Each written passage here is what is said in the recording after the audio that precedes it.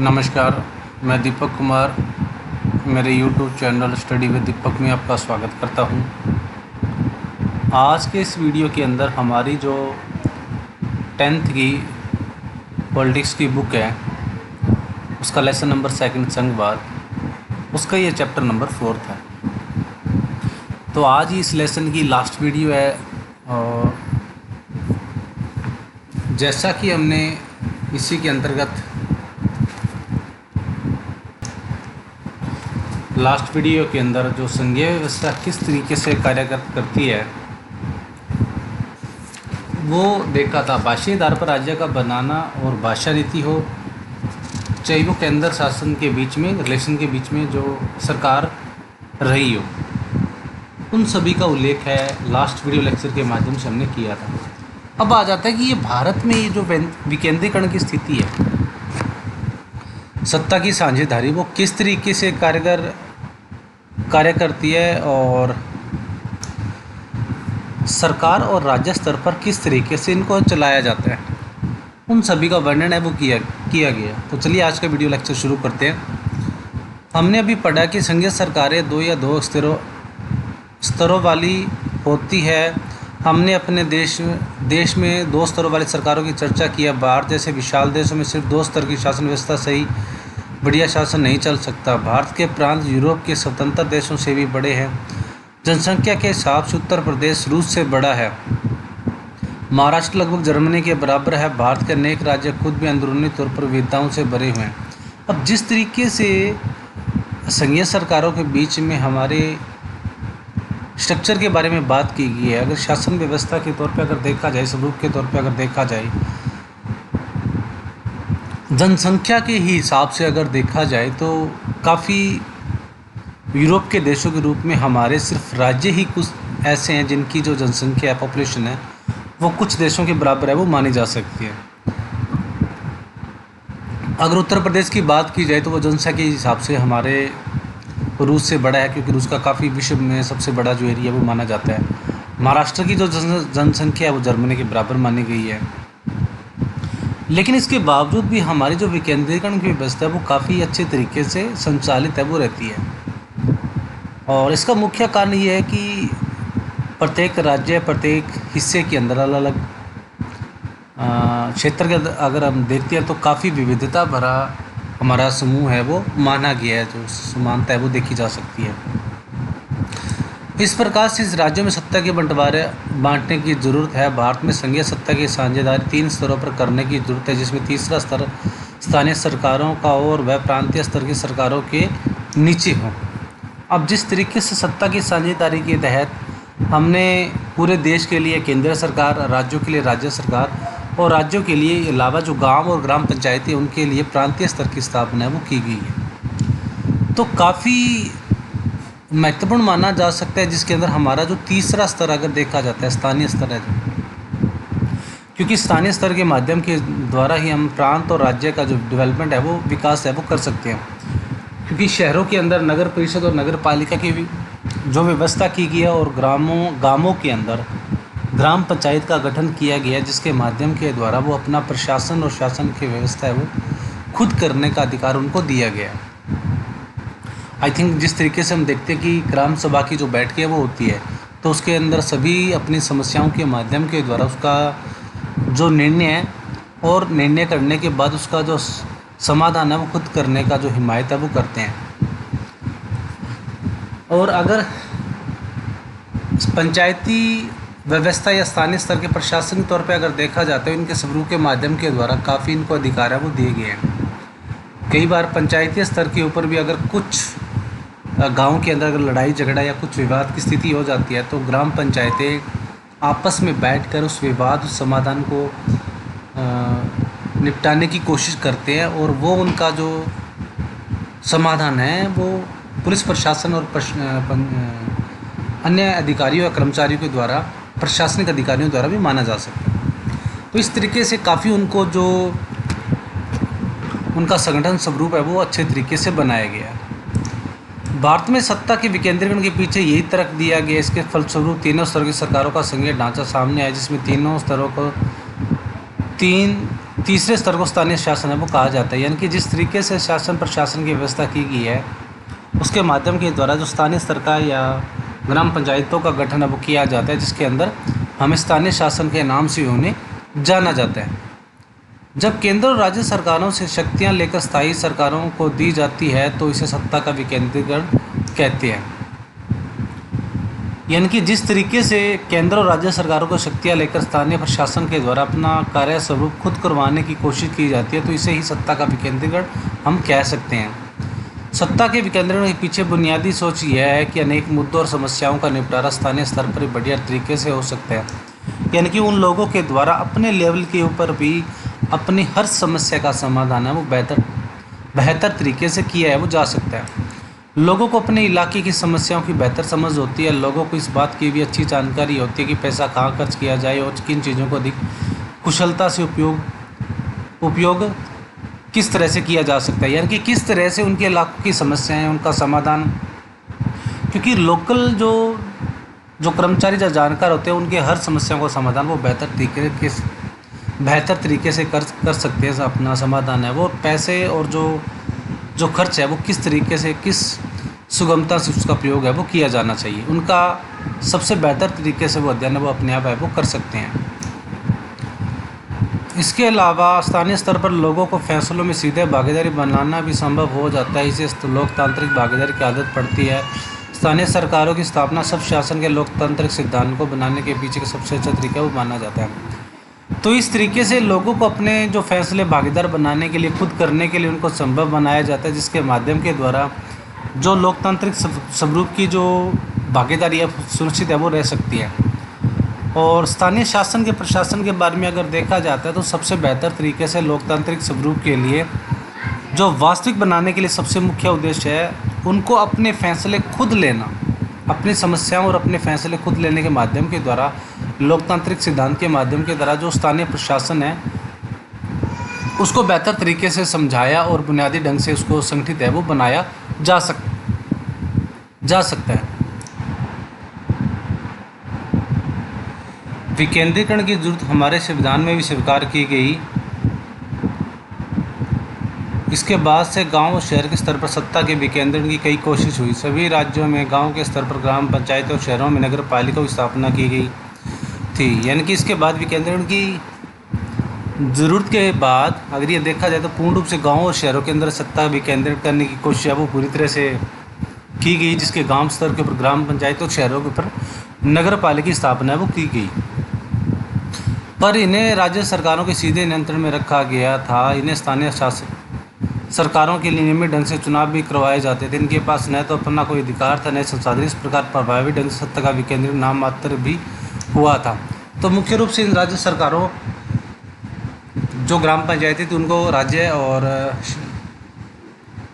सरकार को नियंत्रण के अंदर रखा गया था और मुख्य रूप से इनके चुनाव करवाए जाते थे। लेकिन कुछ संसाधनों के जो इनके अधिकार थे वो पूर्ण इनको सीमित है वो कर दिए गए थे, जिनके माध्यम से अगर देखा जा सकता है कि विकेंद्रीकरण की जो नीति थी वो शुरुआती दौर के अंदर मुख्य रूप से इनके नाम मात्र की वो दी गई थी।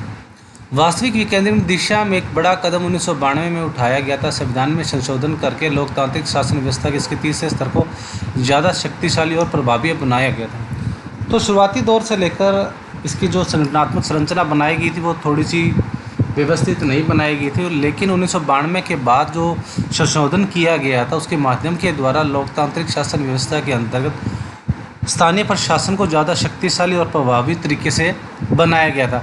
उसके माध्यम के द्वारा कौन से अधिकार थे वो दिए गए थे वो हम देख सकते हैं। सबसे पहला, अब स्थानीय स्वशासन निकायों के चुनाव नियमित रूप से कराना संवैधानिक बाध्यता है। यानी कि इनको चुनाव कराने की जो रणनीति थी 5 साल के बाद वो मुख्य रूप से लागू है वो कर दी गई थी। आगे निर्वाचित स्वशासी निकायों के सदस्य तथा पदाधिकारियों के पदों में अनुसूचित जाति और जनजाति और पिछड़ी वर्गों के लिए सीटें आरक्षित है वो की गई थी। तो सभी प्रणालियों के अंदर अनुसूचित जाति, जनजाति और पिछड़ी जातियों के लिए सीटें वो आरक्षित है वो कर दी गई थी। कम से कम 1/3 पद महिलाओं के लिए आरक्षित है वो किए गए। तो सभी के अंदर 1/3 जो पद है वो महिलाओं के लिए आरक्षित है वो कर दिए गए थे। हर राज्य में पंचायत और नगर पालिका चुनाव कराने के लिए राज्य चुनाव आयोग नामक स्वतंत्र संस्था का गठन है वो किया गया था। जिस तरीके से राष्ट्रीय एक चुनाव आयोग होता है, उसी के द्वारा एक राज्य चुनाव का आयोग भी गठन किया गया था, जो राज्य और राज्य की स्थानीय प्रशासन के अलावा जो चुनाव कराने का जो प्रणाली थी वो मुख्यतः इन्हीं के द्वारा लागू है वो करवाई जाती थी।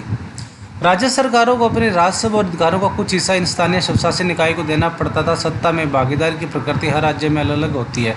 सभी को राजस्व और अधिकारों के लिए कुछ जो हिस्सा था वो इनको निश्चित कर दिया गया था, यानी कि इनका बजट है वो इनको निश्चित है वो कर दिया गया था। गांव के स्तर पर मौजूदा स्थानीय शासन व्यवस्था को पंचायती राज के नाम से जाना है वो जाता था। प्रत्येक गांव में कुछ एक ग्राम पंचायत होती थी। एक तरह की परिषद होती जिसमें कई सदस्य, एक अध्यक्ष होता था। सदस्यों वार्डों में से चुने जाते थे। इन्हें सामान्यतः पंच कहा जाता था। अध्यक्ष को प्रधान या सरपंच कहा जाता था। इनका चुनाव गांव अर्थात वार्ड में रहने वाले सभी वयस्क लोगों के मतदान के जरिए होता था। यह पूरे पंचायत के लिए फैसला लेने वाली संस्था थी। पंचायतों का कामकाज ग्राम सभा की देखरेख में चलता था। ग्राम के सभी मतदाता अपने इनके सदस्य होते थे। इसे ग्राम पंचायत का बजट पास करने और उसमें कामकाजी समीक्षा के लिए साल में कम से कम 2 या 3 बार बैठ के करनी है वो होती थी। तो पूर्ण रूप से ये जो व्यवस्था अपनाई गई, जिस तरीके से गांव और ग्राम पंचायतों के अलावा यानी कि ग्राम पंचायत की जो संगठनात्मक संरचना थी वो अपनाई गई थी, जिसके माध्यम के द्वारा एक सरपंच और मतलब वार्डों से गांव को वार्ड में डिवाइड किया गया था और उन वार्डों से जो चुनाव सदस्य होता था उसे पंच कहा जाता था और सभी पंचों से मिलाकर एक गांव से एक सरपंच का प्रतिनिधित्व है वो किया जाता था, जिसे सरपंच या प्रधान है वो कहा जाता था। मतदान करने के लिए जो प्रणाली अपनाई जाती है वो सभी वयस्क मताधिकार के द्वारा मतदान करते हैं, यानी कि जो व्यक्ति 18 या 18 वर्ष से ऊपर है वो मतदान कर सकता है। और इन पूरे पंचायत को फैसले लेने की जो संस्था इंस्टीट्यूट है वो बनाया गया। ग्राम पंचायतों का जो कामकाज और ग्राम सभा की देखरेख में चलता है और सभी सदस्य इसके जो मेंबर है वो होते हैं। और जितने भी ग्राम पंचायत उनका जो बजट होता है यानी कि रेवेन्यू और जिनका जो एक जो फाइनेंशियल कंडीशन होती है इनकी समीक्षा करने के लिए साल के अंदर जो 4 बैठकें होनी है वो निश्चित है वो की गई, जिसके माध्यम के द्वारा सभी जो सदस्यों द्वारा इनका बजट है वो निर्धारित है वो किया जाता है। स्थानीय शासन का ढांचा जिला स्तर पर तक का है। कई ग्राम पंचायतों को मिलाकर पंचायत समिति का गठन है वो किया जाता है। इन ग्राम पंचायतों के अलावा जो ऊपर का लेवल होता है वो सभी ग्राम पंचायतों को या कुछ ग्राम पंचायतों को मिलाकर पंचायत समिति का गठन है वो किया जाता है। इसे मंडल या प्रखंड स्तरीय पंचायत भी कहा जाता है। इसके सदस्यों का चुनाव उस इलाके के सभी पंचायत सदस्य करते हैं, यानी कि उसको चुनाव करने के लिए जो चुने हुए सरपंच होते हैं, जिस तरीके से हमने राष्ट्रपति का चुनाव देखा था उस तरीके से इन सभी का जो चुनाव है वो करवाया जाता है। जिले की सभी ग्राम पंचायतों समितियों को मिलाकर जिला परिषद का गठन अब होता है और इन ग्राम पंचायतों के अलावा मिलाने के बाद जिला परिषद की जो परिषद उसका गठन है वो किया जाता है। जिला परिषद के अधिकांश सदस्यों का चुनाव होता है। जिला परिषद में उस जिले से लोकसभा और विधानसभा के लिए चुने गए सांसद और विधायक तथा जिला स्तर की संस्थाओं के कुछ अधिकारी भी सदस्य के रूप में होते हैं। तो जिला परिषद में विधानसभा, लोकसभा और उस कुछ संस्थाओं के चुने हुए जो अधिकारी उस जिला परिषद के रूप में प्रतिनिधित्व के रूप में कार्य वो करते हैं। जिला परिषद का प्रमुख इस परिषद का राजनीतिक प्रधान है वो माना जाता है, यानी कि जो उसका प्रधान होता है वो जिला परिषद के रूप में इस प्रमुख का परिषद का जो प्रधान है वो राजनीतिक रूप से माना है वो जाता है। इस प्रकार स्थानीय शासन वाली संस्थाएं शहरों में काम करती है। शहरों में नगर पालिकाएँ होती है। जिस तरीके से गाँव के अंदर ग्राम पंचायत होती है, शहरों के अंदर जो नगर पालिकाएँ कहा जाता है। बड़े शहरों में नगर निगम का गठन है वो किया जाता है। जो जिनकी जनसंख्या ज़्यादा होती है उन्हें नगर निगम है वो कहा जाता है। नगर पालिका और नगर निगम दोनों का कामकाज निर्वाचित प्रतिनिधित्व करते हैं। नगर पालिका प्रमुख नगर पालिका के राजनीतिक प्रधान होते हैं। नगर निगम के ऐसे पदाधिकारी को मेयर है वो कहा जाता है।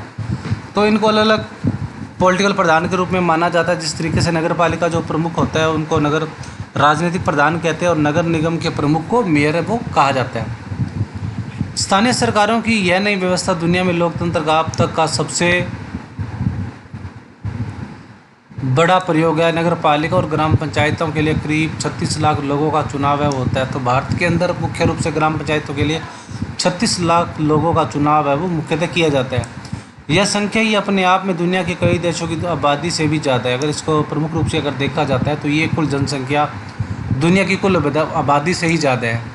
स्थानीय सरकारों को संवैधानिक दर्जा दिए जाने से हमारे लोकतंत्र की जड़ें और मजबूत हुई है। अगर मुख्य रूप से अगर देखा जाता है तो इनके माध्यम के द्वारा जिस तरीके से ये स्वायत्त शासन का अधिकार वो दिया गया, जिसके माध्यम के द्वारा इनके जो लोकतंत्र की जो और मजबूती के रूप में इन्हें देखा जा सकता है। इसने महिलाओं का प्रतिनिधित्व बढ़ाने के लिए हमारे लोकतंत्र में उनकी आवाज़ को मजबूत किया है। यानी कि मुख्य रूप से महिलाओं की भागीदारी करने की वजह से ही लोकतंत्र को मुख्य रूप से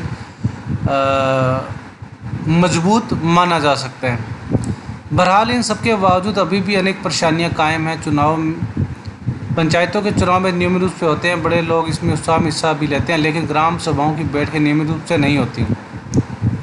जिस तरीके से कमियां हर एक स्ट्रक्चर के अंदर पाई जाती है, उसी तरीके से ग्राम पंचायत के माध्यम के या स्थानीय प्रशासन के माध्यम के द्वारा इनके चुनाव से नियमित रूप से होते हैं। लोग बड़े उत्साह के इसमें हिस्सा भी लेते हैं, पार्टिसिपेट भी करते हैं, लेकिन इनकी जो बैठकें होती है वो नियमित रूप से न होने की वजह से ही ग्राम पंचायत के रूप में मुख्य जो इसकी जो कमी है वो मानी जा सकती है, जिसके माध्यम के द्वारा अधिकांश स्तर पर इनकी समस्याओं का निपटारा वो नहीं किया जाता।